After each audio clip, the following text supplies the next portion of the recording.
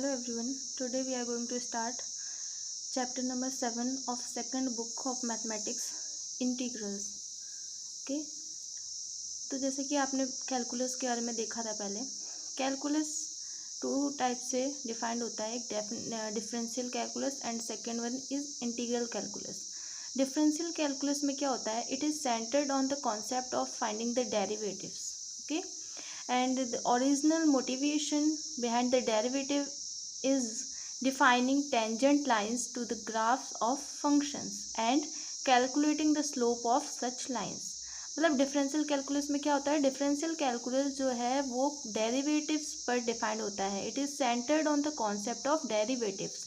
इसका original motivation क्या होता है, defining tangent lines to the graphs of the function. अगर हमें फंक्शंस के ग्राफ पता है तो उन पे टेंजेंट लाइंस कैसे डिफाइन करेंगे और उन टेंजेंट लाइंस की स्लोप क्या होगी. सो ये सारी चीज़ें लाई करती हैं under differential calculus. Second one is integral calculus, जो कि हम अब पढ़ेंगे. चैप्टर इंटीग्रल्स में हम इंटीग्रल कैलकुलस में के बारे में पढ़ेंगे. इंटीग्रल कैलकुलस टू टाइप का होता है, एक डेफिनेट इंटीग्रल और second one is indefinite integral.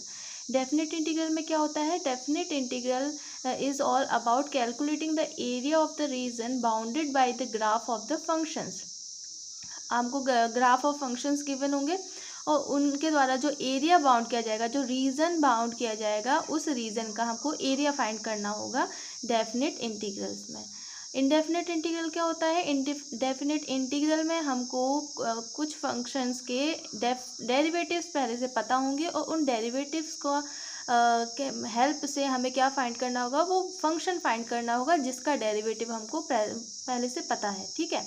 So indefinite integral के अंडर क्या आता है, finding a function when ever its derivative is given. Okay. तो ये सब हम देखेंगे इंटीग्रल्स चैप्टर में, चैप्टर नंबर 7. तो अब देखिए, the development of integral calculus arises out of the efforts of solving the problems of the following types.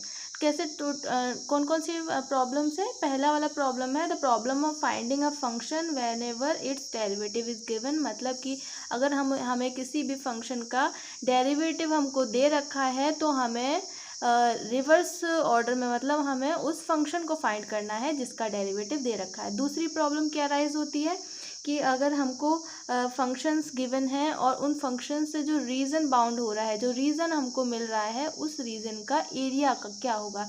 तो ये टू टाइप्स की प्रॉब्लम्स को सॉल्व करेंगे हम इंटीग्रल कैलकुलस की हेल्प से. ठीक है. तो इंटीग्रल कैलकुलस टू टाइप्स का होता है, एक डेफिनेट इंटीग्रल और indefinite integral. Calculus two types का होता है, एक डिफरेंशियल कैलकुलस और इंटीग्रल कैलकुलस. डिफरेंशियल कैलकुलस पहले हम पढ़ चुके हैं फर्स्ट बुक में. अब इंटीग्रल कैलकुलस हम सेकेंड बुक में पढ़ेंगे. सो there is a connection known as the fundamental theorem of calculus between indefinite integrals and definite integrals. Definite और इंडेफिनेट इंटीग्रल्स में एक कनेक्शन होता है जो कि डिफाइन किया जाता है फंडामेंटल थ्योरम ऑफ कैलकुलस की हेल्प से. ठीक है. which makes the definite integral as a practical tool for science and engineering. So the definite integral is also used to solve many interesting problems from various disciplines like economics, finance and probabilities. तो ये सारी चीज़ें हैं जहाँ पर हमारी definite integral use में आता है. तो in this chapter we shall confine ourselves to the study of indefinite and definite integrals and their elementary properties including some techniques of integration. तो इस चैप्टर में हम सिर्फ डेफिनेट और इंडेफिनेट इंटीग्रल्स के बारे में पढ़ेंगे और सम एलिमेंट्री प्रॉपर्टीज़ के बारे में पढ़ेंगे डेफिनेट एंड इंडेफिनेट इंटीग्रल्स की.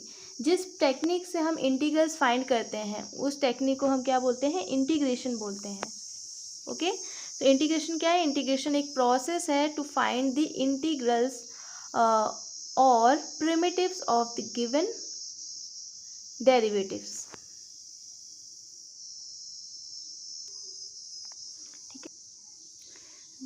देखिए, अगर if a function f is differentiable in an interval i, अगर ये फंक्शन f डिफरेंशिएबल है in the interval i, that is function F differentiable है आई इंटरवल में, इसका मतलब क्या है, F dash exists, F dash exist करेगा at each point of I.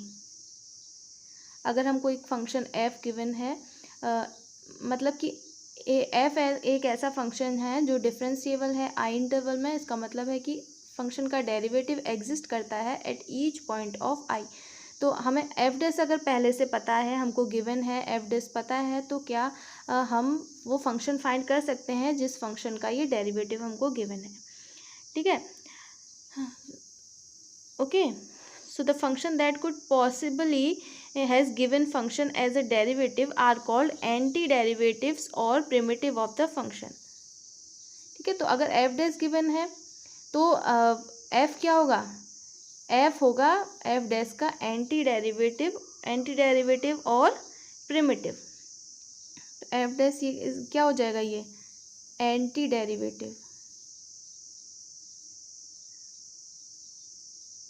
Derivative of F dash, और क्या बोलते हैं इसको हम, प्रिमिटिव भी बोलते हैं, एंटी डेरिवेटिव और प्रिमिटिव ठीक है। सो एफ डैश का एंटी डेरिवेटिव क्या होगा, एफ, एंटी डेरिवेटिव को हम प्रिमिटिव भी बोलते हैं। So the formula that gives all these antiderivatives is called the indefinite integral of the function. Okay.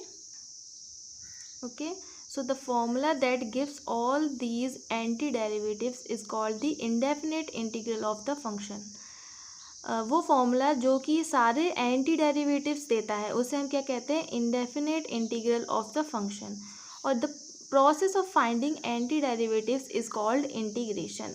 Anti derivatives को फाइंड करने के प्रोसेस को क्या बोलते हैं हम, इंटीग्रेशन बोलते हैं। तो इंडेफिनेट इंटीग्रल और इंटीग्रेशन दोनों ही अलग अलग चीज़ है। इंडेफिनेट इंटीग्रल क्या होता है, एक फॉर्मूला होता है जो सारे एंटी डेरिवेटिव्स देता है गिवन फंक्शन के, और इंटीग्रेशन क्या होता है, इंटीग्रेशन एक प्रोसेस होता है जिससे हम गिवन फंक्शन के एंटी डेरिवेटिव्स फाइंड करते हैं। फॉर एग्जांपल अब देखिए, एक एग्जांपल देखिए, अगर हमको एफ डैश गिवन है कॉस एक्स, मतलब कि हमें किसी भी फंक्शन का एक डेरिवेटिव कॉस एक्स पता है, तो वो फंक्शन क्या होगा जिसका ये कॉस एक्स डेरिवेटिव है। तो जैसे कि हमने पहले पढ़ा हुआ है, डेरिवेटिव्स पढ़ा हुआ है, तो साइन एक्स का डेरिवेटिव क्या होता है, कॉस एक्स होता है ना। तो हमें एफ डैश गिवन था कॉस एक्स और उसका एंटी डेरिवेटिव हमने फाइंड कर लिया साइन एक्स।